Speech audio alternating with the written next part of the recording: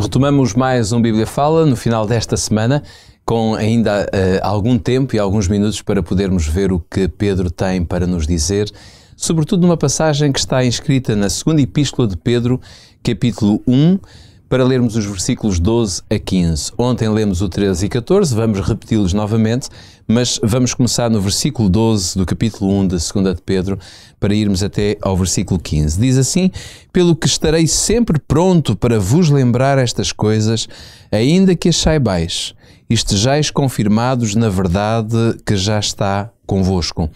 E tenho por justo, enquanto ainda estou neste tabernáculo, despertar-vos com admoestações, sabendo que brevemente hei de deixar este meu tabernáculo, assim como nosso Senhor Jesus Cristo já me revelou.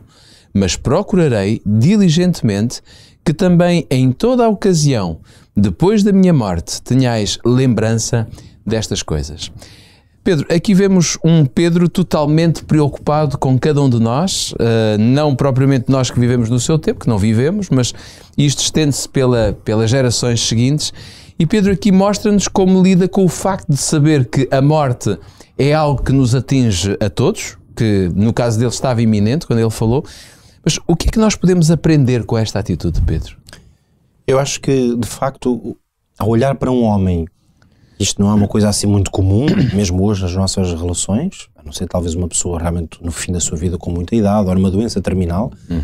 Felizmente não temos que lidar com essas situações assim tão frequentemente, mas é interessante vermos um homem que está totalmente consciente, não é? A escrever a um grupo de pessoas que ele ama, que são seus irmãos na fé. Exato. E no entanto ele escreve de forma tão deliberada e intencional sobre o facto de que sabe que vai morrer em breve. No fundo é isso.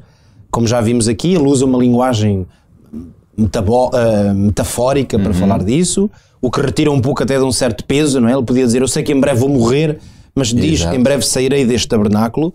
Talvez, porque não pensar que uma das razões para usar esta linguagem também seja aliviar um pouco o peso dessa afirmação, até para quem lê, e portanto isso quase um recurso estilístico no fundo. Exato. Como se faz muitas vezes quando se escreve.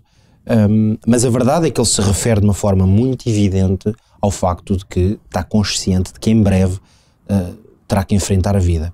E eu acho que há muito a aprender aqui, sobretudo com esta postura de Pedro. Eu acho que a primeira grande lição é que Pedro não fala dessa percepção da sua morte para se queixar, ou mesmo para trazer atenção sobre si, porque podia não ser no sentido de se queixar, até podia ser no sentido heroico, porque ele revela aqui que foi Deus que lhe revelou, portanto ele tem consciência.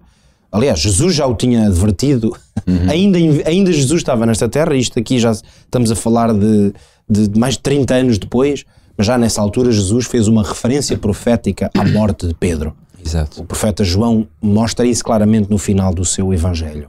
Talvez Pedro ainda estivesse a fazer referência a essas palavras, ou mesmo que em profecia, em visão, quem sabe, Deus lhe tenha revelado de uma forma mais clara.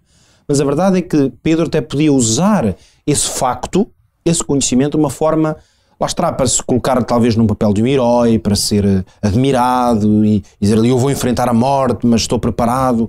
Não, eu acho magnífico esta forma altruísta, que eu acho que é o termo claro para falar aqui, quando Pedro se refere ao facto de sabe que vai morrer, o que lhe interessa é que isso seja proveitoso para aqueles que o estão, neste caso, a ler. Ou ouvir, se estivessem a ouvir alguém a ler a carta. Eu relembro que ele diz aqui, depois de afirmar que sabe que em breve há de morrer, ele diz, procurarei diligentemente em toda a ocasião fazer tudo para quê? Para que depois da minha morte tenhais lembrança destas coisas que eu vos disse. Ou seja, a preocupação de Pedro neste momento é dizer ao máximo, transmitir o máximo de mensagem possível, para que quando ele então descansar no pó da terra, ele tenha a certeza de que aquelas pessoas hão de lembrar-se destes ensinamentos. E essa preocupação de Pedro é lógica porque, de alguma maneira, nós somos pessoas que até podemos ter conhecimento. E estava-me aqui a lembrar, por exemplo, todos nós sabemos mais ou menos a história de Portugal. Mas nós não a estudamos todos os dias, nós não a relembramos todos os dias. Se calhar quando vamos à história de Portugal já nos falta alguns elementos, as datas já não as precisamos, não é? porque quase que estudámos durante um período de tempo e depois colocámos de lado essa matéria, é do nosso conhecimento geral, mas não aprofundado. E é curioso que Pedro vai dizer aqui: estarei sempre pronto para vos lembrar estas coisas, mesmo que as saibais, ou seja, a necessidade da repetição e até, como tu dizias há pouco, mesmo depois da minha morte, que haja lembrança constante disso, ou seja, que isto seja sempre uma prioridade na vossa vida. Por isso, podíamos dizer que a preocupação de Pedro é pastoral. Por isso é que estas cartas, em certo sentido, são pastorais. É um pastor, portanto, alguém que cuida deste rebanho simbólico e está tão preocupado, sabe que há coisas tão importantes que não quer que elas sejam esquecidas, quer reforçá-las, quer relembrá-las, quer torná-las a trazer para o centro da preocupação. E é maravilhoso ver um homem que não está realmente, não aparenta estar nada preocupado com o facto dele morrer. Ele está preocupado é se aqueles que vão ficar cá, que ele ama, que ele cuida, por isso é que há um cuidado muito pastoral, é se esses têm a mensagem no coração, se estarão capacitados para se lembrar de coisas tão maravilhosas. Claro que ele depois de morrer já não vai poder dizer, não vai poder reforçar. Mas é curioso que talvez pudéssemos dizer aqui que todos nós estamos doentes, não é? Mas para ficarmos bons ou para termos vida, precisamos tomar sempre este medicamento, ou seja, a nossa dependência de vida e vida em abundância até chegarmos à vida eterna depende muito do uso, da prática, da utilização daquilo que Pedro deixou e todos os outros apóstolos. Exatamente, é garantir que o conhecimento que nós obtemos de Deus, da sua palavra, de como deve ser a vida de um cristão, não é uma coisa que está guardada numa parte teórica da nossa vida. Estas coisas têm que ser aplicadas e experimentadas. É a única maneira, aliás, de não esquecer seja o que for. De facto, tu davas o exemplo dos conhecimentos de história, por exemplo, e tantas outras dimensões da vida e do conhecimento que nós não nos lembramos. Porquê? Porque não as praticamos, porque não as usamos. Exatamente. Se fossem relevantes para nós, o suficiente para nós diariamente as usarmos, nos referirmos a elas, nós não nos esquecemos. Claro. Não é? Então, a vida cristã é muito isto. Nós não podemos pensar que adquirimos um conjunto de conhecimentos, sei lá, sobre a doutrina cristã, por exemplo, ou sobre Deus, e pronto, sabemos isso, está tudo bem, prosseguimos com a nossa vida. A vida cristã, na sua essência, não é isso. É uma coisa que se vive, que se pratica, que se experimenta.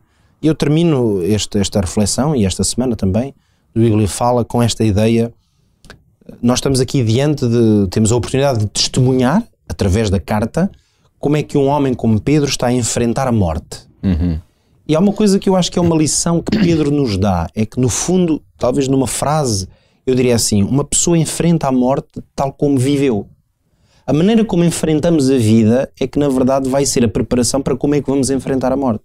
Claro. Se nós vivemos uma vida de temor, de medo, é evidente que diante da morte não vamos de repente estar confiantes. Claro. É lógico que se nós vivemos uma vida, por exemplo, de fé e de confiança em Deus e nos planos de Deus, se manifestarmos isso ao longo da nossa vida, quando passamos por crises familiares, financeiras ou outras, mas tivemos fé em Deus e confiamos nele, quando tivermos que atravessar momentos que se calhar vamos perceber que é o final da nossa vida, não vai ser diferente. Claro. Precisamente porque esse momento final será, no fundo, um resultado daquilo que nós vivemos. Se eu viver uma vida de amargura, por exemplo, ressentimento para com outras pessoas, invejas, é evidente quando eu chegar ao fim da minha vida, e se eu me aperceber que a morte está diante de mim, às vezes muitas pessoas não têm sequer a oportunidade de fazer isso. Basta morrerem repentinamente, acidente ou o que seja. Mas a pessoa que envelhece, chega ao final da sua vida, começa-se a perceber que está a caminhar para o final da sua vida. Como é que será a sua perspectiva se a sua vida foi basicamente de amargura, inveja para com outros? Esses sentimentos é que vão ser os seus sentimentos finais. Claro.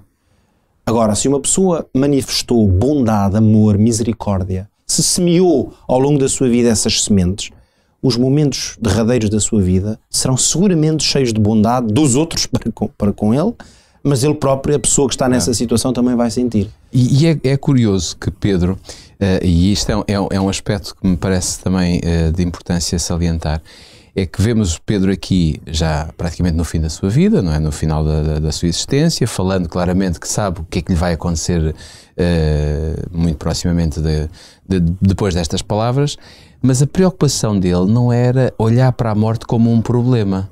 O problema é que ele viera se nós, os que ficávamos depois, não seguíamos as pegadas que ele próprio viveu. Eu acho, Jorge, que isso é a essência do que é ser um pastor. E termino dizendo isto. Nunca nos esqueçamos que o Senhor Jesus teve quase que um encontro pessoal final com o apóstolo Pedro, quando lhe perguntou: amas-me, Pedro? E nesse discurso o Senhor Jesus disse a Pedro: apascenta as minhas ovelhas. Ou seja, deu-lhe um mandato, uma vocação pastoral. Eu acho magnífico chegar ao fim da vida de Pedro e perceber que foi exatamente isso que ele fez. Ou seja, ele quando termina a vida, ele está preocupado com o rebanho. É isto que eu vejo aqui. Isto é um pastor que está preocupado com o seu rebanho. E mesmo antes da morte, a sua preocupação é o seu rebanho. E até depois da morte, não é? Porque haja lembrança disto. Por isso, eu diria, ele viveu apascentando o rebanho, tal como Jesus lhe mandou, e até perto da morte ele ainda está a apacentar o seu rebanho. É um magnífico exemplo para nós. Fica aqui este magnífico exemplo, como o Pedro terminou as suas palavras, um exemplo de Pedro, um exemplo daquilo que todos nós podemos ser, apesar de falarmos aqui de um exercício que é o exercício do pastorado, de liderar um grupo de pessoas ou uma igreja, e estamos a falar de alguém específico, mas qualquer pessoa na igreja pode exercer ou pode exercitar estas qualidades, estas virtudes na sua vida para poder também preocupar-se com os outros que estão à sua volta, seja a sua família, seja os seus entes queridos mais próximos ou mais afastados, os seus amigos, enfim, qualquer pessoa que esteja à nossa volta pode ser para nós a pessoa mais importante a quem nós queiramos deixar sempre a mensagem de certeza em Cristo Jesus. Nós vamos para fim de semana, você também, desejamos-lhe exatamente um ótimo fim de semana, mas se puder ao longo destes dias que vamos fazer esta paragem, continue a abrir a sua Bíblia porque tem muito para aprender. A Bíblia dar-nos-á sempre a perspectiva clara daquilo que Deus espera de cada um de nós. Quanto a nós, segunda-feira voltamos então à RCS e ao Hope Channel. Até lá.